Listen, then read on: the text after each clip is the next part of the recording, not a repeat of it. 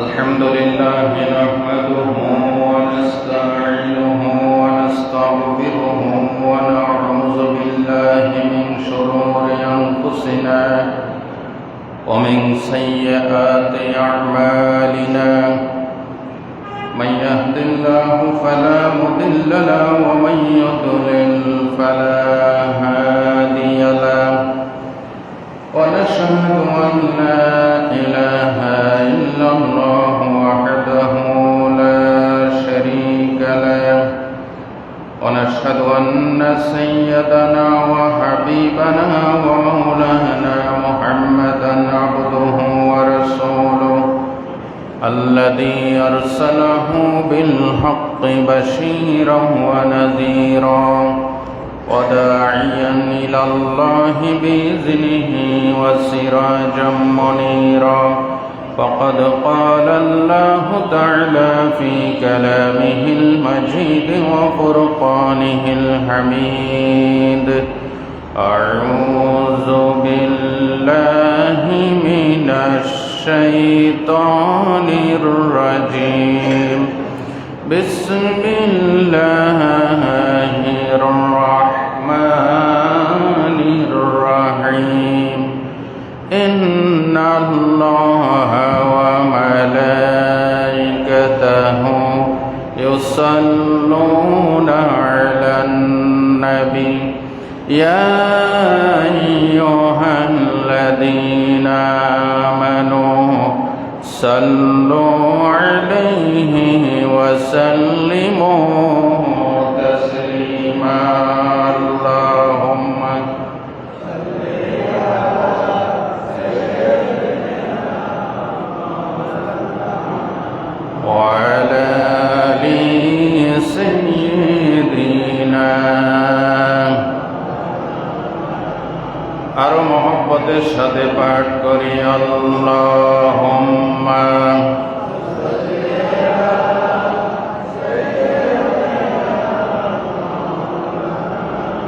ওয়ালা আলি সাইয়্যিদিনা।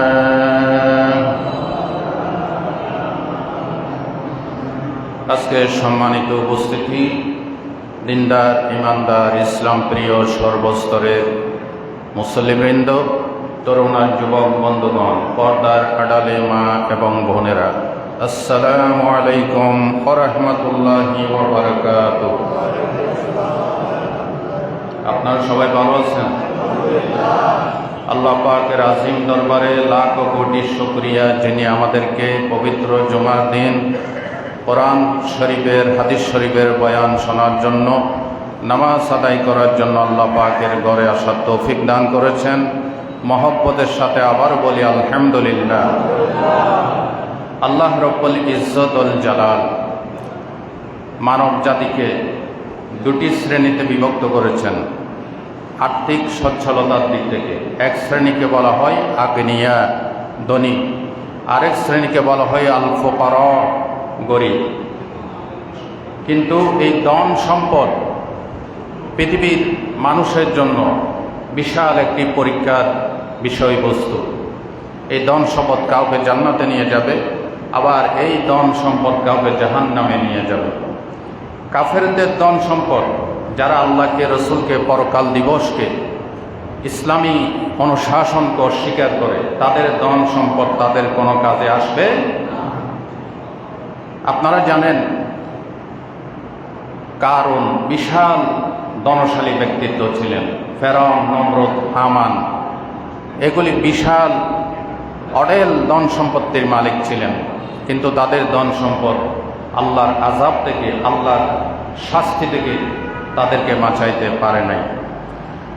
সূরা আল ইমরান 116 নম্বর আয়াত আল্লাহ পাক বলছেন, আল্লাহ রাব্বুল আলামিন বলছেন,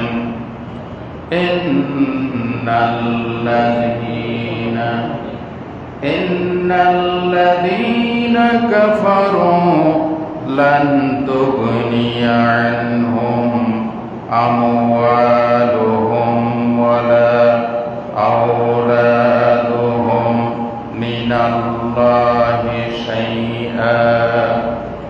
রব্বুল আলামিন বলেন, নিশ্চয়ই যারা কাফের, যারা আল্লাহকে পরকাল দিবসকে অস্বীকার করে, তাদের ধন সম্পদ আল্লাহ পাকের সামনে কোনো কাজে আসবে।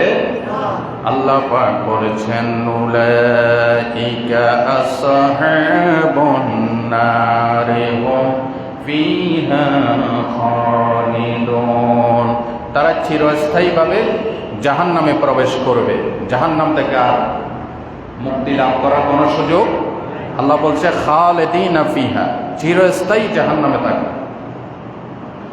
আল্লাহ রাব্বুল আলামিন বলেন সূরাতুত তাওবার 55 নম্বর আয়াত, ফালা তু'জিবকা আমওয়ালুহুম ওয়ালা আওলাদুহুম ইন্নামা ইউরিদু লিয়ু'আযযিবাহুম বিহা ফিল হায়াতিদ দুনিয়া ওয়া তাসহাবা আনফুসুহুম ওয়া হুম কাফিরুন। বলেন আল্লাহু আকবার।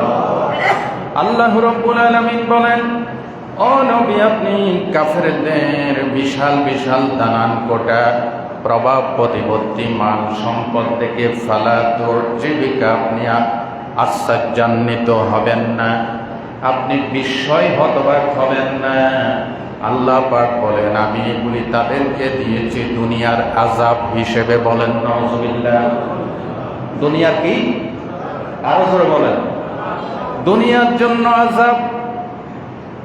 যারা পরকাল মানে না, ইসলাম মানে না, নবী মানে না, তাদের এই মাল সম্পদ তাদের জন্য বিশাল একটা আযাব। 1000 টাকা থেকে লক্ষ টাকা কিভাবে বানাবে, লক্ষ থেকে কোটি টাকা কিভাবে করবে, কোটি কোটি টাকা জমাইয়া বিলিয়ন মিলিয়ন ট্রিলিয়ন কিভাবে করবে, দুনিয়াকে কিভাবে গ্রাস করবে, চিন্তায় সব সময় ব্যতিব্যস্ত থাকে। এটা বিশাল একটা আযাব। এটা বিশাল একটা কি? এই চিন্তায়, এই টেনশনে তার ঘুম হয় না, খাবার হজম হয় না। মাল সম্পদকে অবৈধ ভোগ দখল করার জন্য এক পর্যায়ে দেখা যায় এই টেনশনে থাকতে থাকতে সাকরাতুল মউত তার শুরু হয়ে যায়। আল্লাহ পাক বলেন, ওয়া তাসহাবা আনফুসুহুম ওয়া হুম কাফিরুন, এদের জান কবজ হবে কাফের অবস্থায়। আরো জোরে বলেন নাউযুবিল্লাহ। এই দুনিয়ার যত কাফের, ইসলাম বিরোধী, তারা সব সময় টাকা পয়সার সম্পদের জনবলের বাহাদুরি দেখায়, বলে আমাদের এত জনবল, এত টাকা পয়সা, আমাদেরকে কেউ খাবো করতে পারবে না। বলে কিনা? বলে বলে আমরা যদি একবার মাঠে নামি আমাদেরকে কেউ ঠেকাতে পারবে না। তাদের মেইন ফাউন্ডেশনে মিথ্যার উপর ভিত্তি করে এটা স্বীকার করে না। আমাদের এত জনবল, এত কিছু, আমরা যদি একবার নামি আমাদেরকে কেউ ঠেকাতে পারবে না। বলে কিনা? আল্লাহ রাব্বুল আলামিন সূরাতুস সাবার 35 নম্বর আয়াতে বলেন, وَقَالُوا نَحْنُ أَكْثَرُ أَمْوَالًا وَأَوْلَادًا وَمَا نَحْنُ بِمُعَذَّبِينَ। তারা বলে আমরা ধনে জনে সমৃদ্ধ, ওমা নাহনু বিমুআজ্জাবিন, আমাদেরকে কেউ শাস্তি দিতে পারবে না। জোরে বলেন না নাউযুবিল্লাহ। আল্লাহ রাব্বুল আলামিন বলেন সূরাতুল মুমিনুনের 55 এবং 56 নম্বর আয়াত, আয়াহসাবুনা আন্নামা নুমিদ্দুকুম বিহি মালিন ওয়া বানিন নুসারি'ু লাহুম ফিল খায়রাত বাল লা ইয়াশউরুন। কারবানি আরো জোরে। আল্লাহ পাক বলেন, তারা কি মনে করেছে আনুমিদ্দুকুম বিহি মালিন ওয়া বানিন, তাদেরকে বুড়ি বুড়ি মাল, ধন সম্পদ, সন্তান সন্ততি দিয়েছি, তারা কি মনে করে নুসারি'ু লাহুম ফিল খায়রাত, আল্লাহ তাদের খুব বালাই করতেছে, খুব উপকার করতেছে, এটা মনে করছে? কে জিজ্ঞাসা করতেছে?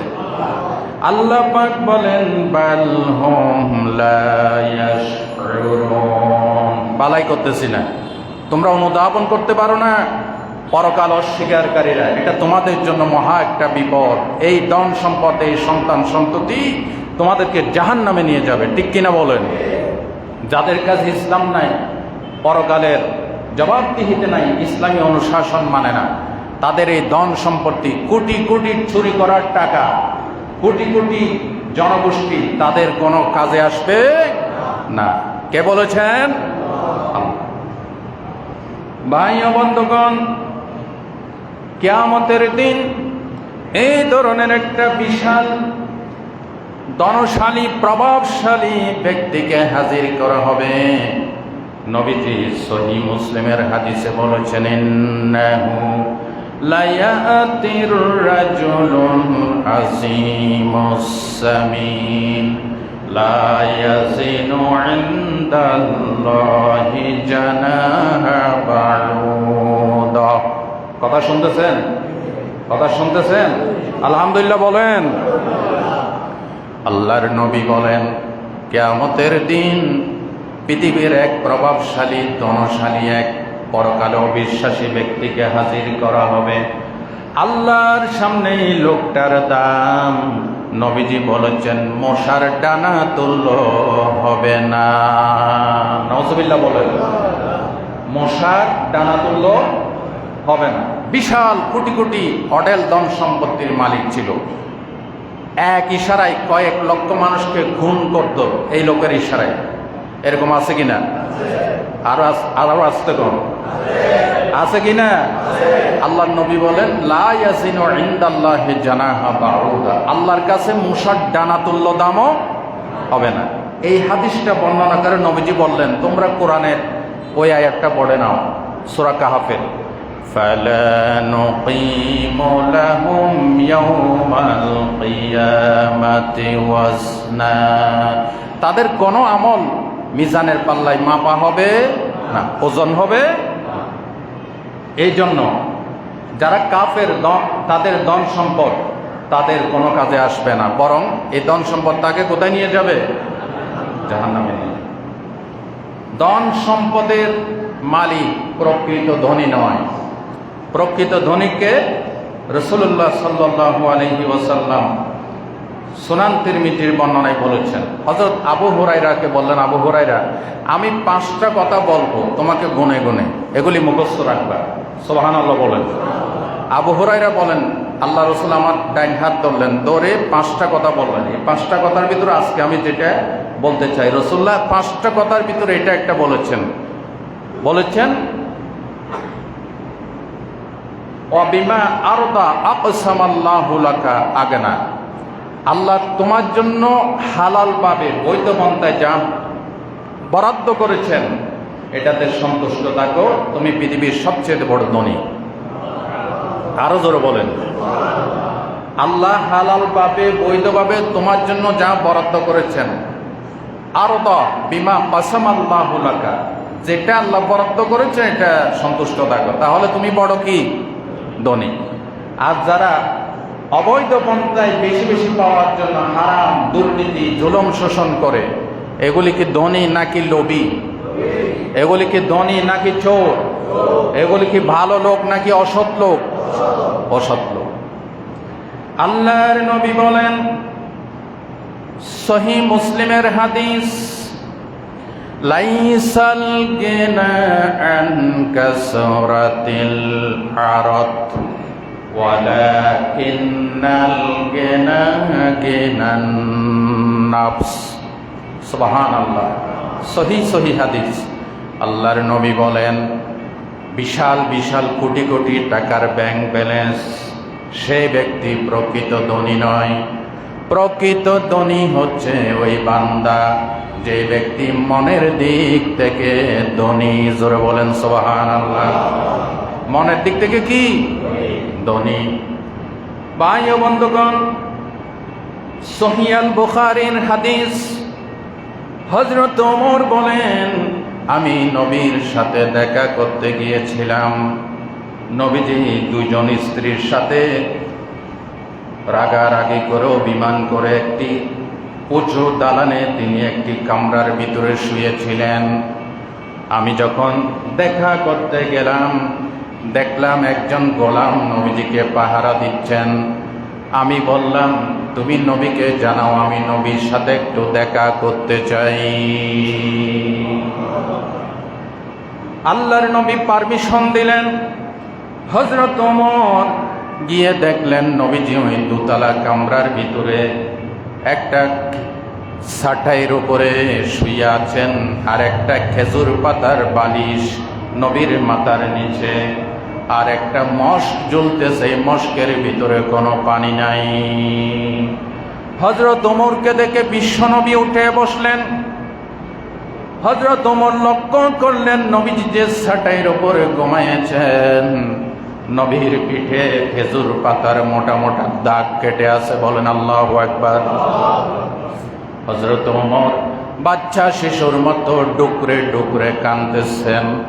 আল্লাহর নবী বলেন, ওমর তুমি কেন কাঁদো? হযরত ওমর কাঁদতেছে আর বলতেছে, ইয়া রাসূলুল্লাহ, সহিহ বুখারীর হাদিস, এই পৃথিবীর কিসরা কাইসার বাদশারা কত আরাম করলো, কত সুখ করলো, বিশ্ব নবী আপনি একজন মদিনার 8.5 লক্ষ বর্গমাইল এরিয়ার প্রেসিডেন্ট। আল্লাহু আকবার। 8.5 লক্ষ বর্গমাইলের প্রেসিডেন্ট, আপনার পিঠে দাগ কেটে আছে, সইতে পাচ্ছি না। বুখারীর হাদিস শেষের অংশে নবীজি বলেছেন, ইয়া ওমর, আলা তারদা আম তাকুনা লাহুমুদ দুনিয়া ওয়া লানাল আখিরা। ওমর, তুমি কি সন্তুষ্ট নও? তাদের জন্য দুনিয়া, আমাদের জন্য আখিরাত। আরো জোরে কোন সুবহানাল্লাহ। আল্লাহর নবী বলেন, ওমর, আল্লাহর নামে কসম করে বলি, তোমার চোখের সামনে মদিনার সমগ্র পাহাড়গুলিকে যদি বলি আমি মুহাম্মদের জন্য সোনা হয়ে যা, আল্লাহর কসম তুমি দেখতে পাবে এই পাহাড়গুলি সোনা হয়ে মুহাম্মদের ডানে বামে দৌড়াদৌড়ি করছে। আল্লাহু আকবার। 8.5 লক্ষ বর্গমাইল এরিয়ার প্রেসিডেন্ট মুহাম্মদুর রাসূলুল্লাহ সাল্লাল্লাহু আলাইহি ওয়াসাল্লাম। আপনারা বলেন বিশ্বের সেরা ধনী বিল গেটস না? বিল গেটস না, মাইক্রোসফটের সহ প্রতিষ্ঠাতা বিল গেটস বিশ্বের 10 জন শীর্ষ ধনীর ভিতরে একজন ছিলেন। এগুলি সব দুনিয়াদার, এগুলি সব কি দুনিয়াদার। কিন্তু এই গেল 7 তারিখ, জুলাইয়ের 8 তারিখ একটি দৈনিক পত্রিকার অনলাইন ডেস্ক থেকে রিপোর্ট পেশ করা হয়েছে। আমি কালেকশন করেছি। ওয়াজগুলিতে এমনি সমান যায় না, অনেক ডাটা কালেকশন করতে হয়, অনেক দলিল তথ্য লাগে। আলহামদুলিল্লাহ বলেন। আমি আপনাদের সামনে যে ওয়াজটা শোনাই জুমার দিন, আপনারা খুশি নাকি বেজার? এই এখনো কয়েকজন সিরিয়ালে লাগানো আছে শুধু জুমার বয়ান শোনানোর জন্য, বাইরে যাওয়ার জন্য, শুধু জুমার জন্য অলরেডি। আমি যাই না, আপনাদেরকে 22 বছরে আপনাদের ভালোবাসা মহব্বত পেয়ে আমি ধন্য। আলহামদুলিল্লাহ বলেন। কি বলেন? কথাগুলি ভালো লাগে না খারাপ লাগে? ভালো লাগে না খারাপ লাগে? বুলবার বিলিনিয়ার ইন্ডেক্স 12 জন, বর্তমানে এই প্রেক্ষাপটে 12 জন শীর্ষ ধনীর তালিকা পেশ করেছে। এর ভিতরে প্রথম যিনি ইলন মাস্ক, তিনি 36,100 কোটি ডলারের মালিক। কত কোটি? 36,100 কোটি ডলারের মালিক। বর্তমানে বিশ্বের সবচাইতে শ্রেষ্ঠ ধনী নাম হচ্ছে ইলন মাস্ক। 2 নম্বর মার্ক জুকারবার্গ, 25,400 কোটি ডলারের মালিক। এইভাবে আমি সবগুলি বললে সময় চলে যাবে। 12 জন শীর্ষ ধনীর ভিতরে বিল গেটস একেবারে এখন শেষে পড়ে গেছে। আল্লাহু আকবার বলেন। এগুলি আমার দৃষ্টিতে এই যে তালিকা পেশ করেছে, এগুলি সেরা ধনী নয়। সেরা ধনী হচ্ছে, যদি নাম লাগাতে হয়, তালিকা প্রস্তুত করতে হয়, এক নম্বরে যে নামটি আসবে সেটা হচ্ছে মুহাম্মদুর রাসূলুল্লাহ সাল্লাল্লাহু আলাইহি ওয়াসাল্লাম। কারণ তিনি পেয়েও ছেড়ে দিয়েছেন, যার জন্য আল্লাহ উহুদের পাহাড় সহ সমস্ত পাহাড়গুলিকে সোনা বানানোর গ্যারান্টি দিয়েছে, ওয়াদা দিয়েছে, নবীজি দুই পায়ে ঠেলে দিয়েছে। জ্ঞানান নাফস, যিনি অন্তরের দিক থেকে ধনী, তিনি হচ্ছে সবচেয়ে সেরা ধনী। ঠিক না বেটি? ভাই ও বন্ধুগণ, আল্লাহর নবী বলেন, মান আসবাহা মিনকুম আমিনান ফি সিরবিহি মুআফান ফি জাসাদিহি ইনদা কুতু ইয়াউমিহি ফাকান্নামা হিজাত লাহু মিনাদ দুনিয়া। সুনান তিরমিজির বর্ণনা, বিশ্বনবী বলেন, যে ব্যক্তি ভোর বেলায় সুস্থ শরীরে জাগ্রত হয়েছে, কোনো রোগ ব্যাধি নাই, মুআফান ফি জাসাদিহি, আর পরিবার পরিজন সবাই নিরাপদ, কোনো ভয়ভীতি নাই। 3 নম্বর, ওয়া ইনদা কুতু ইয়াউমিহি, তার কাছে বেশি কিছু নাই কিন্তু একদিনের খাবার জমা আছে। কয় দিনের?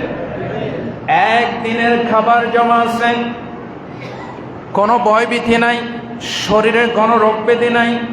বিশ্ব নবী বলেছেন, ফাকান্নামা হিজাত লাহু মিনাদ দুনিয়া, সে ব্যক্তি যেন মনে করে গোটা পৃথিবীর সব আল্লাহ তার কাছে হাজির করে দিয়েছে। সুবহানাল্লাহ বলেন। অথচ তার কাছে মাত্র একদিনের খাবার জমা আছে। কয় দিনের? একদিনের। কোনো রোগ ব্যাধিও নাই, কোনো ভয় ভীতিও। সে যেন মনে করে ফাকান্নামা হিজাত লাহু মিনাদ দুনিয়া, পৃথিবীর সমস্ত নেয়ামত আল্লাহ তার পায়ের সামনে হাজির করছে। আর কি, আর বেশি কিছু লাগে? আল্লাহ শুকরিয়া আদায় করেন, জোরে সোরে বলেন আলহামদুলিল্লাহ। প্রশংসা সবই কেবল তোমারি, জোরে প্রশংসা সবই রব্বুল আলামিন, দয়ালু মেহেরবান করুণা অফুরান, আর কেউ নয় তুমি মালিক, শেষ বিচারের দিন, শেষ বিচারের দিন। বৈধভাবে একদিনের খাবারও যদি থাকে, মনে করবেন গোটা দুনিয়া আপনার পায়ের কাছে, আর অবৈধভাবে জনগণের সম্পদ চুরি করে, ব্যাংক ডাকাতি করে, কোটি কোটি টাকা লন্ডনে অস্ট্রেলিয়ায় বেগম পাড়া বানাইছেন, এটার 2 পয়সার দাম আল্লাহর কাছে নাই। এটা নিয়ে যাবে কোথায়? কোথায় নিয়ে যাবে? জাহান্নামে নিয়ে যাবে। ভাই ও বন্ধুগণ, হযরত আলী, কিতাবের নাম হচ্ছে কানজুদ দাকায়েক। এই কিতাবে সহিহ সনদে ঘটনা এসেছে, হযরত আলী একদিন নবীজির তার স্ত্রী হযরতে ফাতেমাকে বলতেছে, ফাতেমা, ঘরের ভিতরে তো খাওয়ার কিছু নাই, তুমি যাও তোমার বাবার কাছে, দেখো কোনো সদকার মাল আসছে নাকি।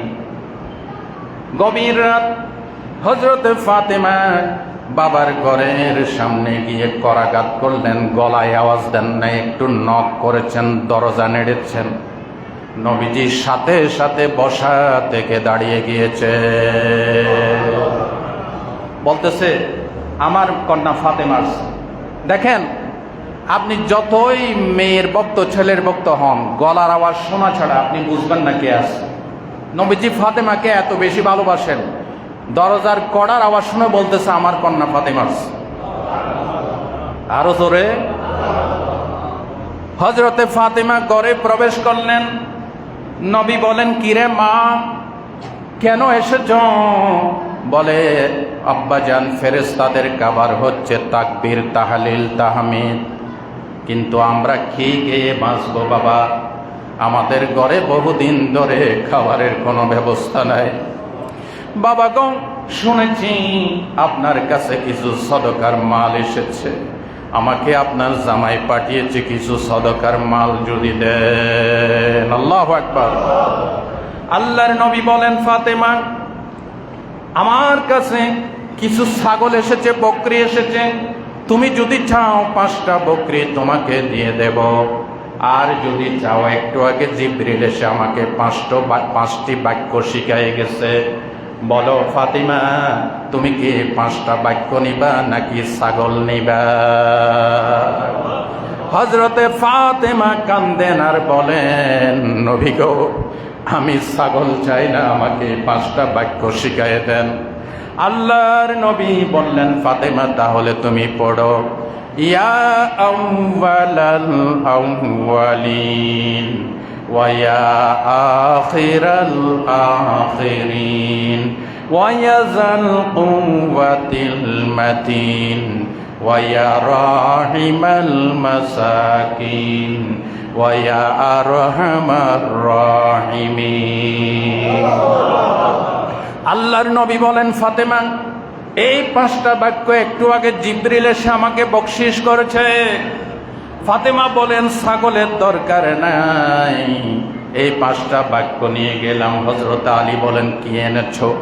বলে, গিয়েছিলাম দুনিয়ার জন্য, আখিরাত নিয়ে হাজির হয়ে গেছি। আল্লাহু আকবার। তারা হচ্ছে শ্রেষ্ঠ ধনী। তারা কি? শ্রেষ্ঠ ধনী। মা ফাতেমার কিছুই ছিল না, পরনের কাপড়টাও ছিল না, কিন্তু সাইয়্যিদাতুন নিসা ফি আহলিল জান্নাতে ফাতেমাতুজ জহরা রাদিয়াল্লাহু তাআলা আনহা। আল্লাহু আকবার বলেন। জান্নাতের সমস্ত সরদারিনী, মহিলাদের সরদারিনীর নাম কি? ফাতেমা। হযরত আলী কিছুই ছিল না, কিন্তু সাইয়্যিদা শাবাবি আহলিল জান্নাহ, তার 2টা কলিজার টুকরা সন্তান হাসান আর হুসাইন সমস্ত নবযুবকদের সর্দার হবে জান্নাতের ভিতরে। দুনিয়ার অটেল দুর্নীতির টাকা দিয়ে, বলেন অবৈধ সম্পদ দিয়ে না, তারা ছিল শ্রেষ্ঠ ধনী, সম্মানিত ভাইরা। তবে যারা খোদাবীর লোক, আল্লাহওয়ালা লোক, তাদের কোটি কোটি টাকার মালিক হওয়াতে কোনো সমস্যা নাই। নবীজি এই ব্যাপারে হাদিস বর্ণনা করেছেন, সুনান ইবনে মাজার হাদিস। সাহাবায়ে কেরাম একদিন ধন সম্পদ নিয়ে আলোচনা করতেছেন, ঠিক এমন টাইমে রাসূলুল্লাহ তাদের সামনে হাজির হলেন। নবীজির মাথা থেকে টপ টপ করে পানি পড়তেছে, মনে হয় গোসল করে এসেছে। সুবহানাল্লাহ বলেন। সাহাবীরা বললেন, ইয়া রাসূলুল্লাহ, আপনাকে আজকে খুব প্রফুল্ল মনে হচ্ছে। নবীজি বলেন, হ্যাঁ।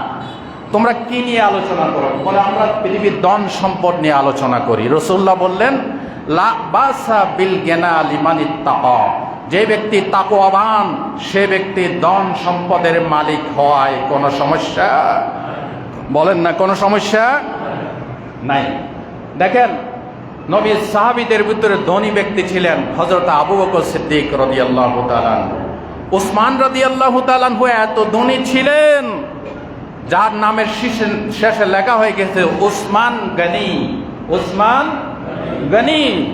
উসমান নবীর সাহাবীদের সাথে বেশি ধনী ব্যক্তি ছিলেন। সুবহানাল্লাহ বলেন। তারা কি সৎ ছিলেন নাকি অসৎ ছিলেন? ইমামে আজম আবু হানিফা, আমরা যার মাযহাবের অনুসারী, crore crore billion million trillion টাকার ব্যবসা করতেন বাগদাদে। সুবহানাল্লাহ বলেন। বাগদাদের সবচেয়ে দামি দামি পোশাকগুলি ইমাম আজম আবু হানিফাই পরতেন। কিন্তু আমরা, আমাদের সমাজে এক শ্রেণীর লোক আছে, ভালো লোকের হাতে, আল্লাহওয়ালা লোকের হাতে, ইসলামওয়ালা লোকের হাতে টাকা পয়সা আসুক, এটা এরা তারা সহ্য করতে পারে না। আছে কি না? আছে। চোর ডাকাতকে নাচে দেন, গানে দেন, বাজনায় দেন, সব জায়গায় জায়েজ আছে। আলেম ওলামাকে দিলে তার গায়ে জ্বলে। আছে কিনা এক শ্রেণীর? আল্লাহ তাদেরকে হেদায়েত নসিব করে দিন। আর জোরে বলেন আমিন। দেখেন, রাসূল করিম সাল্লাল্লাহু আলাইহি ওয়াসাল্লাম, মুসনাদ আহমদের হাদিস, রাসূলুল্লাহ হযরত আব্দুল্লাহ ইবনে আমর ইবনুল আসকে ডাকালেন, ডেকে বললেন, আমর, তোমাকে আমি ডাকাইছি। নবীজি তখন ওযু করতেছিলেন। ওযু সেরে নবীজি এক নজরে আব্দুল্লাহ বিন আমর ইবনুল আসের দিকে তাকায় আছেন। তাকায়ে বললেন, মাথা নিচু করে বললেন, আমর, আমি চাই তুমি শ্রেষ্ঠ একজন ধনী ব্যক্তিতে পরিণত হও। সুবহানাল্লাহ বলতে করেন। রাসূলুল্লাহ বললেন, আমার ইচ্ছা তুমি গনিমতের মাল সম্পদ পাও এবং দুনিয়ার উত্তম একজন সম্পদশালী ব্যক্তিতে পরিণত হয়। আমি ইচ্ছে করেছি তোমাকে এক জিহাদের ময়দানে সেনাপতির দায়িত্ব নিয়ে পাঠাবো। আমি চাই তুমি গনিমতের মাল পাও এবং শ্রেষ্ঠ ধনী হও। হযরত আব্দুল্লাহ বিন আমর ইবনে আস বললেন, ইয়া রাসূলুল্লাহ, আমি সম্পদের লোভে মুসলমান হই নাই। রাসূলুল্লাহ বললেন, সম্পদের লোভে হও না আমি জানি, কিন্তু আমি মুহাম্মদ রাসূলুল্লাহর কামনা করি, আমার ইচ্ছা আমি ব্যক্ত করছি, আল্লাহ তোমাকে উত্তম একজন ব্যক্তিকে উত্তম ধনশালী ব্যক্তি বানাক। রাসূলুল্লাহ সাল্লাল্লাহু আলাইহি ওয়াসাল্লাম বলেছেন, যারা নেককার লোক, এদের হাতে টাকা পয়সা আসলে এটা উত্তম। এটা কি উত্তম? বৈধভাবে টাকা পয়সা অর্জন। আচ্ছা বলেন, একজন আলেম ইসলামী ব্যক্তিত্ব কোটি কোটি টাকার মালিক হয়েছে, সিনেমা হল বানাবে? বলেন না, সিনেমা হল বানাবে? তার টাকা কোনো নাচে গানে খরচ করবে? তার টাকা দিয়ে হয় মসজিদ বানাবে, না হয় মাদ্রাসা বানাবে, না হয় বৈধ কাজে খরচ করবে। আর নাচে গানে অবৈধ লোককে যেগুলি দেন, এরা সিনেমা বানায়, এরা মদের আড্ডা জমায়, এরা অনইসলামিক কাজ করে, দেশ বিরোধী, কোরআন সুন্নাহ বিরোধী কাজ করে, ঠিক কিনা? এই জন্য আসুন, মুহাম্মদুর রাসূলুল্লাহ সাল্লাল্লাহু আলাইহি ওয়াসাল্লাম তিনি আমাদেরকে যে থিওরি দিয়ে গেছেন, মুহাম্মদ সাল্লাল্লাহু আলাইহি ওয়াসাল্লাম শ্রেষ্ঠ ধনী ছিলেন, তিনি লোভ করেন নাই। তিনি তার অডেল আল্লাহ তাকে দিয়েছিলেন, কিন্তু পায়ে ঠেলে দিয়েছেন। তাকে আল্লাহ স্বর্ণ দিয়েছেন, রূপা দিয়েছেন। এক কথায় গোটা পৃথিবীটা আল্লাহ যার নামে পাকের উপরে সদকা করেছেন। সুবহানাল্লাহ বলেন। 8.5 লক্ষ বর্গ মাইল এরিয়ার প্রেসিডেন্ট মুহাম্মদ সাল্লাল্লাহু আলাইহি ওয়াসাল্লাম। মক্কা বিজয় যখন হয়ে গেল, গোটা আরব উপদ্বীপের হাজার হাজার বর্গ মাইলের এরিয়া নবীজির দখলে চলে আসলো। জাজিরাতুল আরবের এই গর্বিত প্রেসিডেন্ট মদিনাকে কেন্দ্রীয় রাজধানী হিসেবে ঘোষণা করলেন। গোটা এলাকাকে, গোটা রাজ্যকে তিনি 10টি প্রদেশে বিভক্ত করলেন। মসজিদে নববী, মদিনা আল মুনাওয়ারা, এই বিশাল মসজিদকে তিনি কেন্দ্রীয় সচিবালয় হিসেবে দায়িত্ব পালন করতেন। মসজিদে নববী ছিল নবীজির সমস্ত রাষ্ট্রীয় কর্মকাণ্ডের স্থান। আর আজকে বলা হয় মসজিদে এটা বলা যাবে না, ওইটা বলা যাবে না। এই বাইন্ডিং দেওয়ার সুযোগ তোমাকে কে দিয়েছে? ঠিক কিনা বলো? মুহাম্মদুর রাসূলুল্লাহ চাইতে বড় পীর, বড় নেতা কে আছে? যেরকম আছে মুহাম্মদ সাল্লাল্লাহু আলাইহি ওয়াসাল্লাম মসজিদে নববী, মদিনা আল মুনাওয়ারা আর শরীফ, এটাকে সচিবালয়, রাষ্ট্রের গুরুত্বপূর্ণ কাজগুলি এখান থেকেই পরিচালিত হইল। আর একটা আজকে কোরআন হাদিসের কথা বললে কোন রাজনীতির কথা বলে? আরে বেটা, তুই রাজনীতিও বুঝোস না, ইসলামও বুঝোস না। তুই মানুষের গোলামি করস, ইসলাম বিরোধিতা করস, যার কারণে তুই ইসলামও বুঝোস না, রাজনীতিও বুঝোস না। ঠিক কিনা? আল্লাহ আমাদেরকে বুঝার তৌফিক দান করেন।